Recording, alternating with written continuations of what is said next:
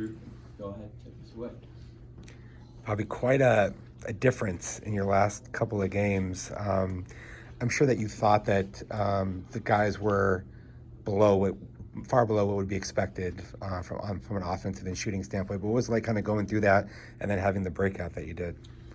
Yeah, I was concerned about that game because of the injuries and BYU's physicality, and they were returning 8 players, which was always a plus. They had a number of players that were averaging over 9 points a game. I believe it was 8 players, which was crazy, and that just means that they are committed to sharing the ball and playing together, and they've built that unity. We're still a work in progress in that department. We're far behind BYU, and that score was an indicator of that. But it was encouraging to see the guys respond. We were, I would say, tough on the team after with our comments to the group, but we really didn't.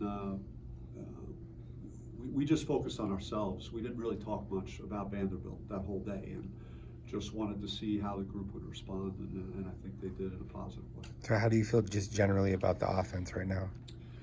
I feel there are signs of what I see in practice from Lonzo Gaffney had a hot hand, and I've seen him do that plenty of times. I'm hoping that could be something that's more consistent. Just getting used to play with Jose and utilizing his skill set, getting him the ball where he could make plays, and he I thought moved the ball very well early in the game. Got guys some shots. There's some nice pieces there. The puzzle is not complete, but Jemiah, I think, took a step in his last game offensively. Thought Bryant provided good energy. We just had sound possessions of offense. I think the first possession in the game, Bryant had a layup on just simply moving the ball, changing sides, and taking what the defense gives you. We didn't do anything crazy. We took pretty good shots for the most part, and moved the ball fairly well. And Coach, I know you've talked about your out of conference circuit, but a game like BYU, the challenge you knew you were going to face, how does a game like that, and even the tough outcome, help you guys later in the season?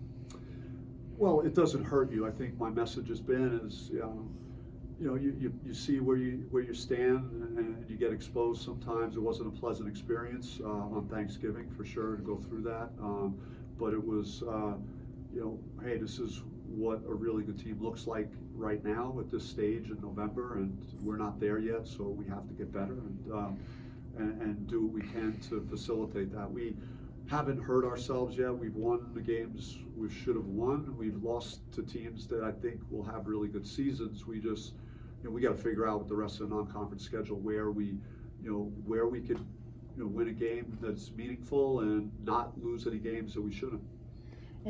Anything on Phillips? How long he might be out? It's my best guess. It's going to be later in December, and I would say.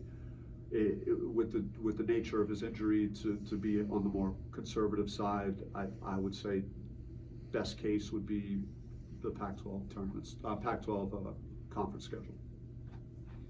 And then defensively, and I talk about obviously the offense, early season guys getting to know each other, maybe a little bit of the struggles, but how do you feel the team's communicating defensively into the short sample size, how they've grown and performed? I think we battled and fought, both games really. Like the offense was very ineffective versus BYU, but that didn't, until the game started getting away from us, we competed, we challenged them, we wanted to pressure them, not make things easy for them, because they're very much a timing team, and if you saw as they shot the ball, if they have any type of opening, the ball's going in the basket. So, I thought we were able to turn them over a little bit. So defensively, we're doing everything we can out there. We just we're hurting ourselves at the offensive end, and we're not very deep right now. We're just we're trying to develop a bench where we have guys out.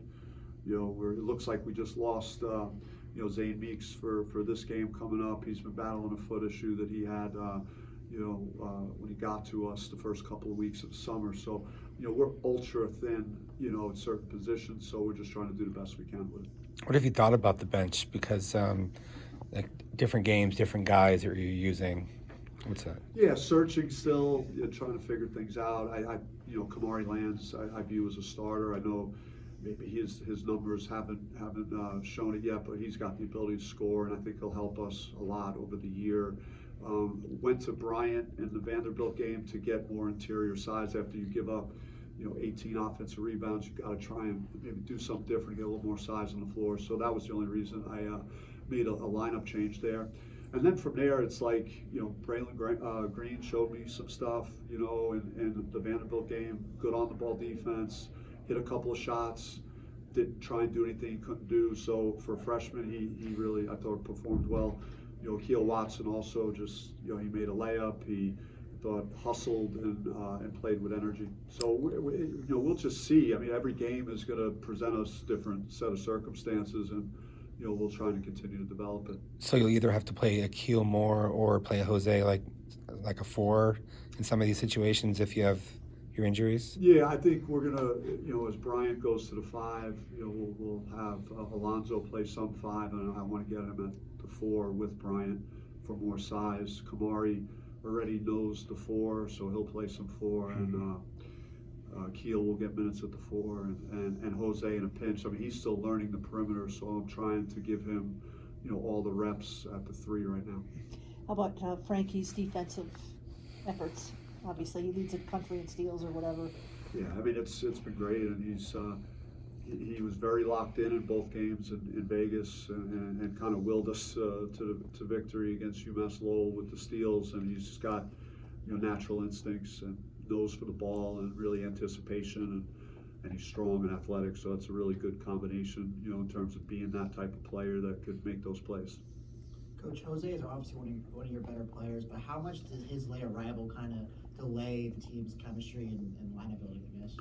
There's always, role, allocation and trying to adjust to a guy that plays a little differently. Like his style of basketball isn't the same as like Frankie and Jemiah, and so those guys understanding where he could be effective, understanding spacing on the floor when he gets the ball, moving without the ball when he has it, because he is a very good passer. If you have an opportunity to basket cut when he has it, especially if our opponent is going to trap him in the post, then there are opportunities. So I think it's, that's where it's an adjustment, for everybody. So back in Manhattan, he led the team in free throws. He's leading you guys this season after Frankie led you last season in attempts. Like, what does this play? How does it differ now, having, instead of Frankie going to the line for you all the time throughout games, now it's Jose Perez? What does that kind of change your guard play? Well, I mean, I'm not opposed to Frankie going more than Jose. I think it's just a matter of like his style of game. He's very crafty, understands angles, knows how to get guys off balance a little bit, really uses his footwork, spins, shot fakes, and gets the defense off balance, and he just knows how to play. And bringing in a guy like Presley, do neutral site games where you're going to some big barstool thing in Chicago or you're going to Vegas, does that differ, like, in terms of helping build team chemistry than just say if you were going to go to Starkville or if you're going to Lawrence, Kansas, or wherever it is? Do those neutral site games help more than just a regular road game, do you think, or is it not the same? From a travel standpoint, you're virtually doing the same thing. It's a little more of a hostile environment in a true road game as opposed to a neutral game, but the guys are generally kind of eating together. We took the team out to dinner the night before we played BYU, so that's an opportunity for guys that haven't had enough time to spend with each other off the court to maybe do some of that. But I think it's good to get away from your home court and have more adversity and a bigger challenge, and that was a part of how we scheduled last year with neutral site games, and that's that's what we did this year as well. What have been your first impressions this year of just the way Alonzo has been able to overcome that injury really quickly and then have the shooting night that he did? Yeah, you in your most desperate moments, you're always looking for someone that you could count on and say, wow, because the morale of the group was not good at like midnight of Thanksgiving, and then probably worse at 10 o'clock the next morning at breakfast, and you just feel awful. So you're hoping that someone is gonna step up to the plate and turn things around, and I think he was a big part of that process after the BYU game. Coach, could that shooting game, like going 7-12 in the first half and 3, is that a way to jumpstart an offense going forward, or is that just a good shooting night? I mean, I would not allow him to take the threes that I allow him to take if I didn't think that he could make them like that. I've seen it enough in practice and in other games, and if you watch his shot, the mechanics of his shot are pretty elite. And when he is locked in and he's shooting the ball like that, when it leaves his hands, I have tremendous confidence that it's going to go in. So the way our offense is constructed and the team that we have, especially when he's at the 5 spot, I think he's a weapon to make shots for us, particularly with some bigger players that have a hard time getting out to the 3-point line. With the injuries, especially at the front court, does his role change in the offense based on who's out there with him?